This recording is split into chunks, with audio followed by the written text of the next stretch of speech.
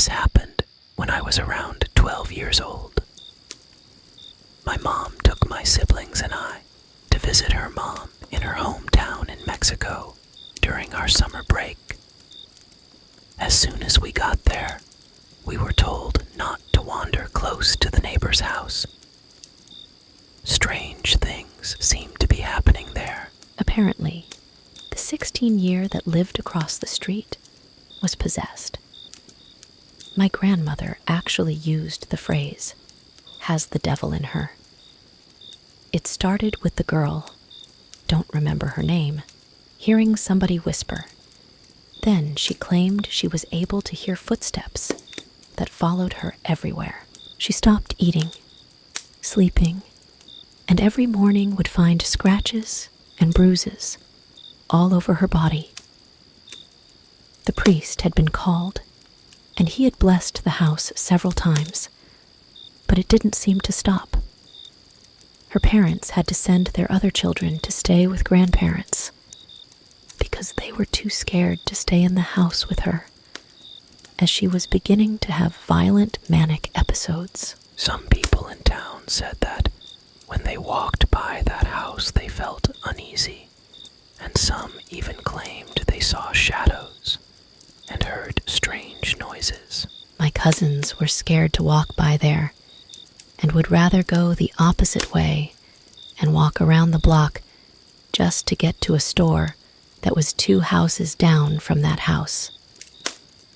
By the way, this house was across the street from my grandma, and 2 houses to the left, 2 houses left of the house that was right across the street. Hope that makes sense. I'm not going to lie. I was scared too. But I also had this morbid curiosity. Every time we had to leave my grandma's house, I looked that way and stared. Don't really know what I was hoping to see. One morning, I woke to the grown-ups talking about what had happened across the street during the night. Apparently, a big stain appeared overnight in one of the walls. A stain that looked a lot like blood. They washed the stain with soap and water and painted over where the stain was. By that evening, the stain was there again. They went to get the priest and once again cleaned the stain and prayed while the priest blessed the house and threw holy water at the wall. By morning, the stain was back. The word around town spread, and people had gathered and formed prayer groups. It seemed they were praying non-stop. One group of people would leave, and others would show up, all carrying rosary beads. My cousins, siblings, and I were under strict orders not to get close to that house. My grandma thought we might also get possessed, or something might follow us home. Of course, us being kids, we decided we wanted to go and look at this blood stain on the wall. So off we went, hiding behind other people, so our grandma and mothers wouldn't see us. There was a lot of people, and not everyone fit inside the house, or they were afraid to go in. There was a lot of people just outside the entrance. As we got closer, we heard a girl yelling as if in pain. We also heard growling, but I'm not sure if the girl was also making these noises. Everyone there was praying the rosary in unison, but you were able to hear the girl's voice crying and asking for help. Then she would start yelling, screaming, and you would hear growling. At this point, my cousins, my brother, and my sister had turned back in fear. My sister grabbed my arm and tried pulling me back. But I had to see for myself who was making those noises. I pushed my way inside the house, and what I saw next, I will never forget. I saw a girl tied with ropes to a banister of the house. She looked to be almost just skin and bones. I don't know what I was expecting to see, but it shocked me. and I gasped. For a second there, it almost seemed like she heard me and turned my way. I swear she was staring straight at me and smiled. I was frozen in my spot, unable to move. Then I felt someone pull me back so hard I almost lost my balance. It was my grandmother that was dragging me out of there. I don't think Elle ever saw her that mad. She was fit to be tied. As was the norm, I got in a lot of trouble for disobeying, only this time I was really sorry that I did. I was so scared and kept seeing the girl's face and grin in my head. Every time Elle closed my eyes, I thought for sure she was going to get loose and come for me. Days after that, we headed back home to the U.S. Last I heard, the girl had gotten better.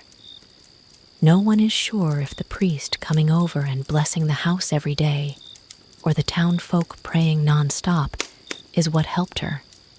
But they say that a witch, Brujo, was also summoned. His belief was that this was not a demonic possession, but a very strong case of witchcraft, black magic. Apparently, this was done to her out of jealousy. She was very pretty and caught the eye of the wrong man. After she got better, she was sent away to live with relatives in the U.S. I don't know exactly what was wrong with her and how she got better. All Elle am sure of is that I saw her with my own eyes, saw the condition she was in, and heard the most god-awful noises come out of her, such as I've never heard before. Many years have passed, but this is something that is very clear in my memory. I still remember that face and that smile, and it still scares me to this day. Here is another story. A few years ago, I moved into a one-bedroom apartment in Melbourne, Australia. It was my first time living on my own. The apartment block had been built in the 1930s. I'd been there for a few months when I came home from work one day and went into the bathroom. I saw something strange. The wooden board covering a hole in the ceiling that led to a small attic space lay broken in 2 pieces on the ground. Examined the broken pieces. The board was an inch thick, and it would have taken a Bruce Lee break it. I thought the landlord had sent someone to work on the attic. I was frozen stiff with fear. I thought, someone is up there for sure. Lou mailed pictures to the landlord, asking if anyone had been there, with an undertone of annoyance, since she hadn't warned me. Her reply read, "Please call me as soon as you are able to." I called, and she explained that her last 2 tenants had said the same thing happened. She promised to replace the board, and she did. A month later, I woke up one night around 4 a.m. I had so many goosebumps, it felt like someone was rubbing his or her hands on me. Everything was silent, but then I heard this sound coming from above my bed. It was a dragging sound, like someone pulling a sack of potatoes. I was frozen stiff with fear. I thought, someone is up there for sure. There is no way an animal could make that sound. After 5 minutes, I managed to work up the courage to turn on the light and walk to the bathroom. I was armed with a cricket bat. When I looked, I saw that the new board covering the hole was broken in 2. I felt sick. The dragging sound had stopped. But I heard something else, whispering. The sound was clear and coming from the attic. It sounded like children's voices, and Il could hear one sentence repeated over and over. "It's your turn. It's your turn," switched on every light in the apartment to make things feel normal.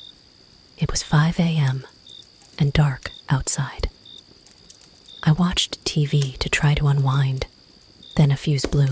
My pet, Budgie, Dexter, whom Eli kept in the kitchen, usually never made a sound at night. But he started squawking like he was being strangled. I'd never heard him make those sorts of noises. He was screaming.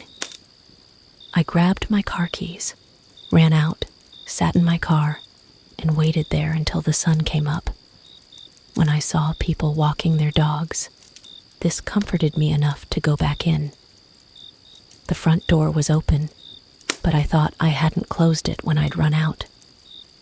I went to the kitchen to check on Dexter, and he wasn't in his cage. I felt sick again. All my windows were closed, so I looked everywhere inside. When I walked to the bathroom, I heard splashing. Dexter was half drowned in the toilet. I took him out, washed him, and dried him. I was so confused. At 8 a.m., I called the landlord and gave her a watered-down version of the night. "Oh, wow, you heard the whispering too," she said. "Nice." I stayed in that apartment for another 18 months. I heard the whispering on a few occasions, and twice the board covering the hole in the ceiling moved. Although I live elsewhere, the landlord recently called. She said that her new tenants had begged to speak with me about some of the stuff that's been going on there. Forget it. It's their problem now.